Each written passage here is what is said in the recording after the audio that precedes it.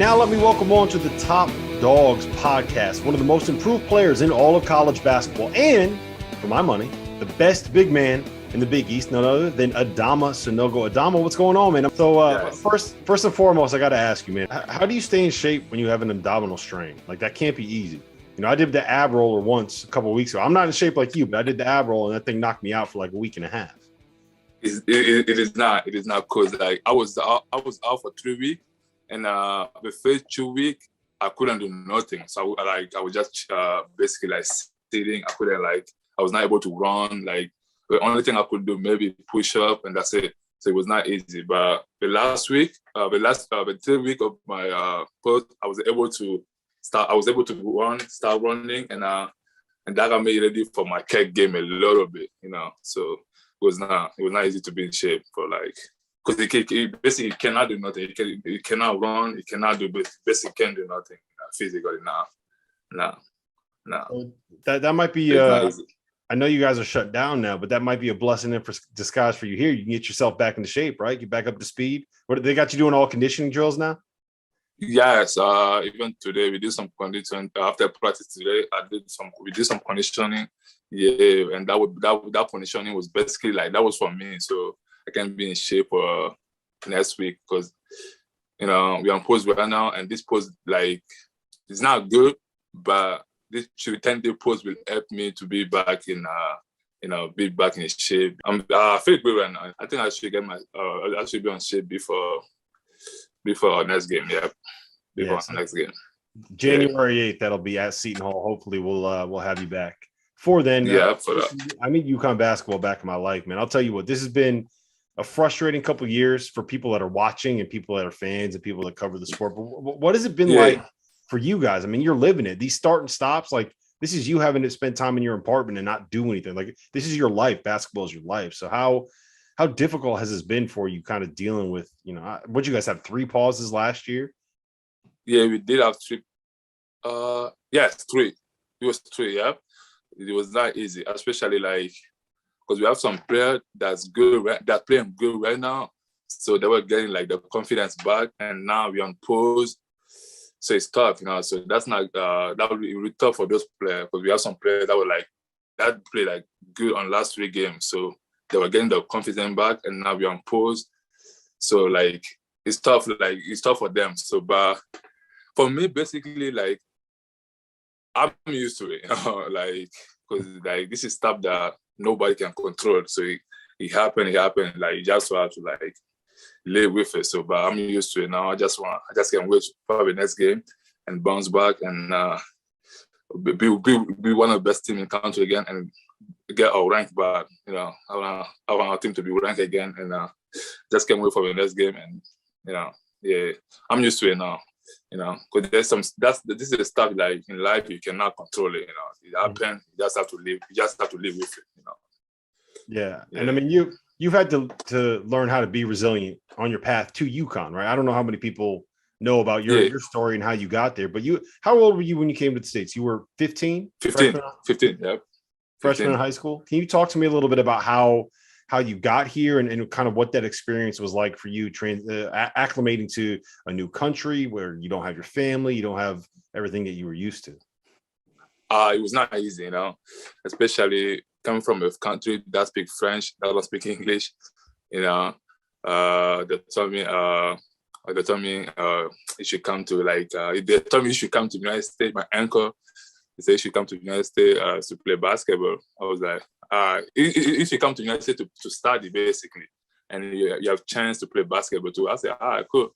And I came here.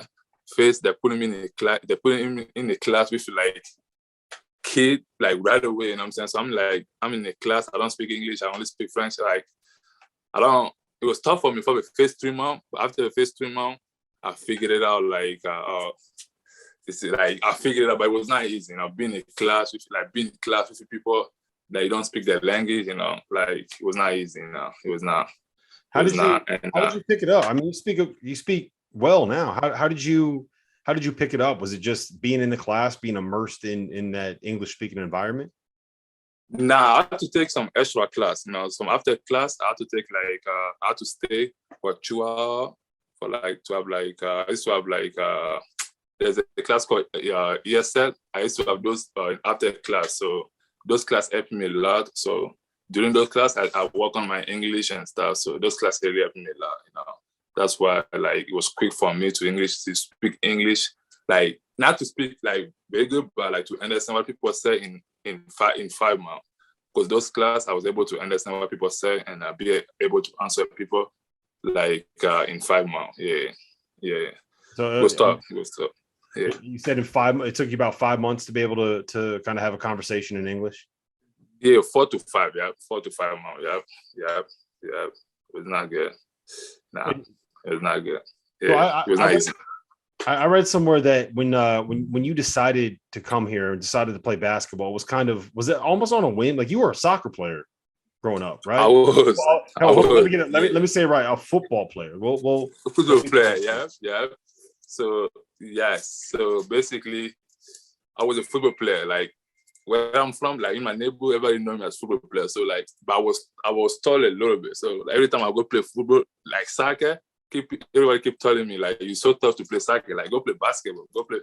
So it was getting annoying. So like everybody keeps saying to me like, stop playing soccer, go play basketball. You're so tough, like you're too tough for playing soccer. So I was like, people were being annoying. So I was like, all right, cool. You know what? Let me just try. You know. So I went one day. I tried, and the first time I went to like a club in Mali. So I said, I asked that coach. I said, Coach, I want to come to your club and play basketball. He was like, all right, cool. He said, come tomorrow. So since that, I started playing basketball. Yeah. And I didn't start playing basketball until like 2015. So who's your favorite soccer team then? Favorite soccer? I'm a big soccer guy. I don't know if you can see it right here. I'm a Tottenham Hotspur guy. So that's Lucas Moura right there. Remember the Champions League semifinals? Yeah. Like I'm a big Tottenham Hotspur guy. So who's your favorite club? Yeah, my favorite team is Chelsea. I love Chelsea. You guys don't like us. Over. We got to go. We're cutting it off right now. You guys don't like us now. Yeah, unbelievable. I feel hurt now, man, personally. Nah, that's my favorite. Chelsea is my favorite team. Yeah. That's my Why is it? Yeah. Was it? What led you to that? Was it Didier Drogba?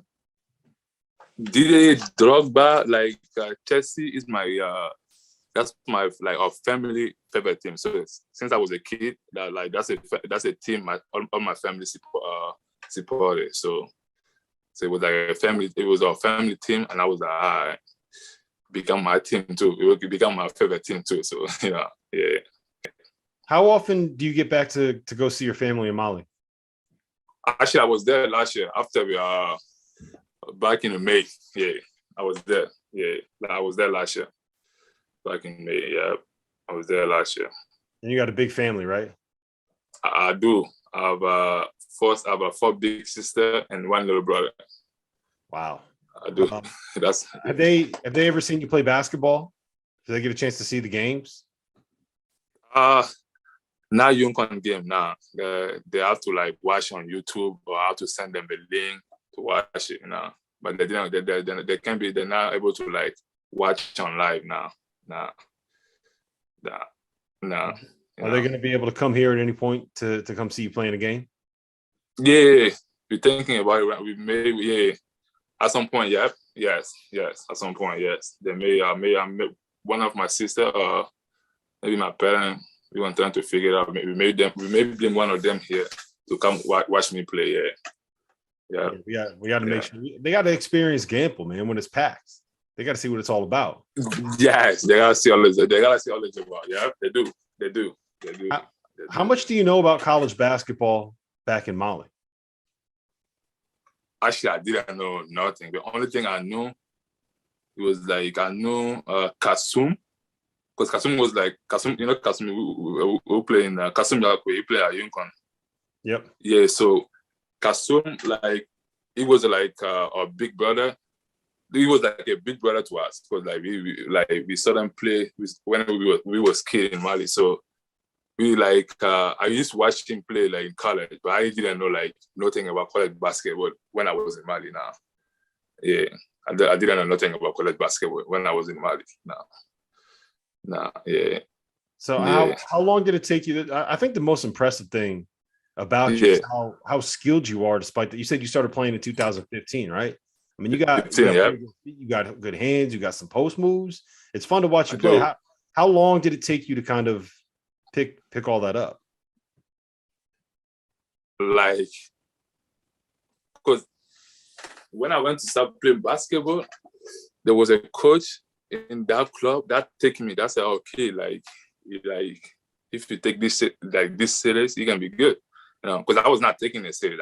I never thought I may come to I never thought I will be this far in basketball. I never thought that. So that guy said to me, that said, yo, if you come here every morning, and let's say you work out, if you come here every morning, you come here at lunch, and you come here after at 9, I promise you, you're gonna be that they're gonna take you in the national team. You know what I'm saying? So when he told me that, I thought it was crazy. I was like, there's no way I will be selecting the national team. I was like, nah, in the Mali national team, you know. So I was like, nah, there's no way they're gonna select me in the Mali national team. But I did what he said. He said, come in the morning, work out. After I go back, go eat lunch, and come back and work out again. And after, go back and come back and work out again. I start doing that every day. I promise you, it take me 4 or 5 months before I got selected in the national team. Wow. And when I got selected in the national team, we did the Afro Cup in I forgot the name of the country. So we went to Afro Cup.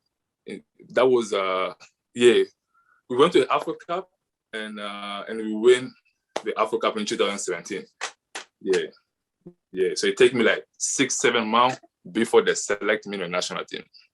So is that when you started realizing, okay, I might be pretty good at this sport? Yes. So after the Afro Cup, I was like, oh, I'm actually good. I can if I keep doing what I'm doing, I can be nice. Yeah. So I said, you can see it coming along with your game, right? I think. Tell me if I'm wrong here, but I see out of you. It looks like you're picking up reads and coverages, especially in ball screens, better this year. Right. Starting to figure that out, and honestly, I think the next step for you is being able to make some of those same reads as a passer. Right? I think that makes Draymond and Bam Adama, Jokic so good as big guys. Is there such a threat as passers? And you can see it. I swear, every single person I talk to about you is like, that dude is the hardest worker I know. So where does that work ethic come from? Only thing I know if you work hard, there's no way you will not pay off. If you the only thing in my mind, I'm all right, if I be in the gym every day, there's no way I will play bad. That's my mindset. You know what I'm saying? So that's why I be in the gym most of the time every day. That's why I work out a lot. You know what I'm saying? Because I'm all right, there's no way if I'm in the gym 2 hours a day, 2 hours a day, and work and do the team practice after that, there's no way I'm playing back. There's no way I'm going to play but that's the mindset I have. So that's why sometimes in gym a lot, so that never started in America. That started back in Mali. I used to be in gym by myself and stuff, because when I figured out this, I can be good at this, I was all right, let me take this serious. And that's why I was able to be in the gym every day. All right, let me do this, because I know it will pay off one day. So that was my mindset, to be a basketball player. So that was my mindset. All right, let me go to the gym every day. That's it. And and you say last year, it was tough for me because I was a freshman and I want to play so bad.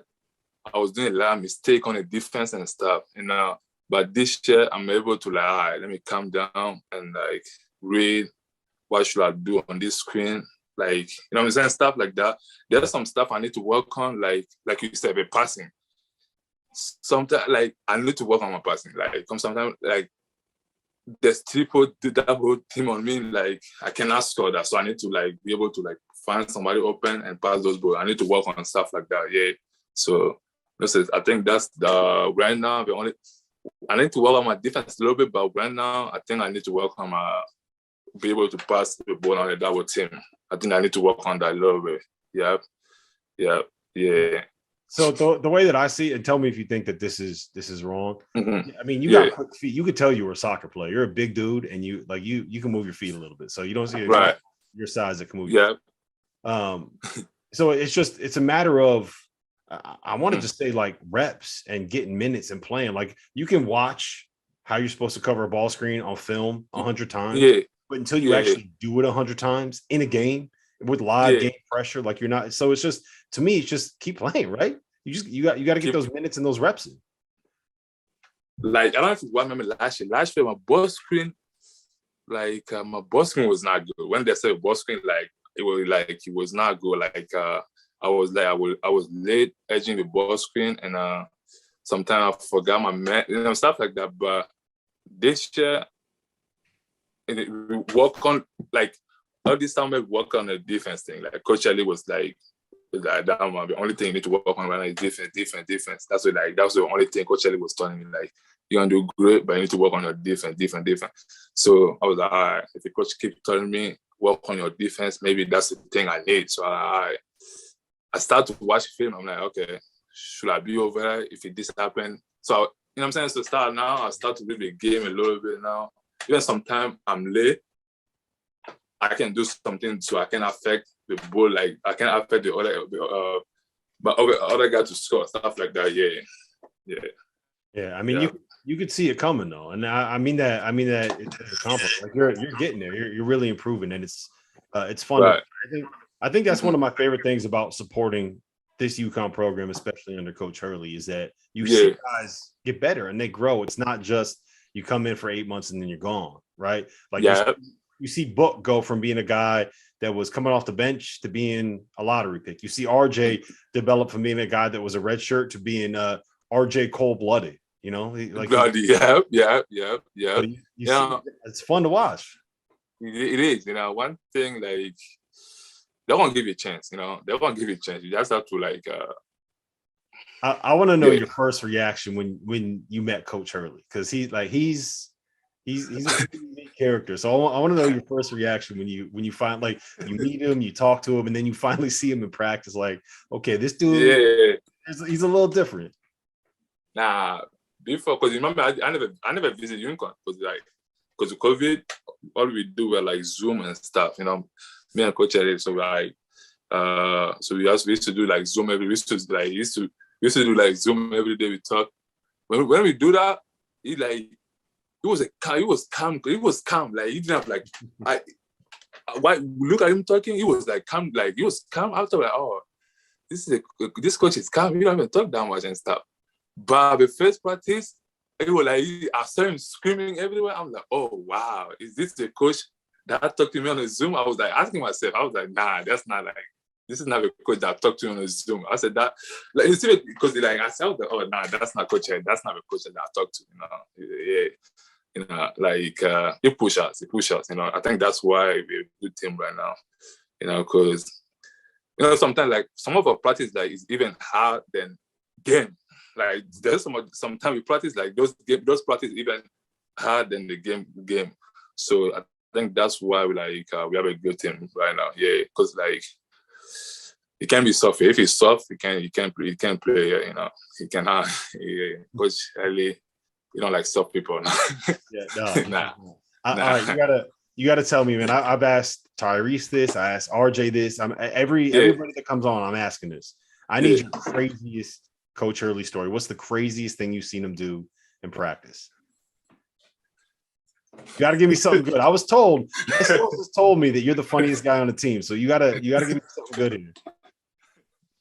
I have a lot, but maybe one time it was this was last year. One time it was he got mad at somebody and he threw his shoes out. And he take his shoes out and he throw away. Or he take his shoes out and he throw away. I think and he threw his shoes away and he was practicing with his shoes off. I was like, and this was my freshman year in the summer. I'm like, Coach, why you throw your why you take your shoes off and throw away? Like, I'm like, now I was like surprised. I'm like, why you throw that shoes away? Like, you know, because I think he was mad at somebody and he take his shoes off and he throw all the way, like he throw away. I'm like, come on, coach, you can't throw your shoes away. You know, I was like, wow, you know, yeah. That day was funny. That day was funny, yeah. What's the one meal that you miss the most from back home? Everybody loves a good home cooked meal. What's the one meal you miss the most that you can't get here in the States? There's a meal called nanji. Isn't like that's a name in French. So it's like a sauce which is like tomato sauce and beef, and you mix it and you eat it with rice. I miss that meal a lot. I miss that right now. Sometimes I even dream about that meal sometimes, you know. I even dream about it sometimes. Yeah. I miss that meal a lot. Yeah, I do. Yeah, it's never good when you're dreaming about the food that you miss, right? Yeah. It's never good when you're dreaming about the food. It's not. Yeah. All right. So you said you grew up in a house with a whole bunch of older sisters, right? Yeah. I'm sure that had some positives and that had some negatives. So I want to know what you miss the most about having your older sisters around. Like one positive thing about like living with my first sister was like everything was done for me. They had to cook. They were cooking for me. They were like washing my clothes. Like they were doing everything for me. So like I didn't have to do nothing. Like so, you know. So like so like everything was done for me. So they had to cook for me. They had to like do everything for me. You know. So that's one positive thing. We have like four sisters. One negative thing is like every time, like now I'm in US right now. Every time I go back in Mali, now I gotta bring everybody something like a phone or something. Now that's like, then my sister, that's the negative. But like I can bring some people like some phone, but now all four of them. You know what I'm saying? That's not fun. That's not a fun part to have like four sisters. No, that's not a fun part. So you got to bring everybody a gift every time you come home, huh? Every time I go home, I gotta be somebody something. Every time, yeah, every time, you know. All right, last one I got for you. This one's gonna be tough. Okay. I need your all-time UConn starting five. And while you think, I'll give you a second to think about it. I said this the other day when Tyrese was on. I'm gonna take Shabazz as my point guard. Right. I'm gonna take Ray Allen at the 2. I'm gonna take Rip at the 3. I'm gonna put Charlie Villanueva at the 4, and the big Emeka Okafor at the 5. That's my 5. Can you put together a UConn 5 that can beat that? Damn, that's a good 5 though. That's a good one. That's a good one. But mine would be Kemba at 1, and Rip at 2. Rip Hamilton at 2. At 3, I will put Ray Allen at 3, and I will put Rudy Gay. Rudy Gay at 4. Yeah, Rudy Gay at 4, and I will put Okafor at 5. Yeah, that's not bad, right? Yeah, that's good. That's good. There's a lot of good players at UConn. You got to put your guy Okafor at the 5, right? Yeah, I definitely have to put him there for sure. I want to get his spot, but I need a couple. I want to be a 5, but I need to. I didn't do what you do yet, but I'm about to be there soon. Yeah, we got to get these games played again, man. As soon as we get these games playing again, then you get back on that road beating the Mecca. Well, listen, Adama, I appreciate the time. Get those abs healthy, get back in shape, and let's get ready to go January 8th, man. Let's get a win at Seton Hall. I appreciate the time, my man. Thank you. No problem, bro.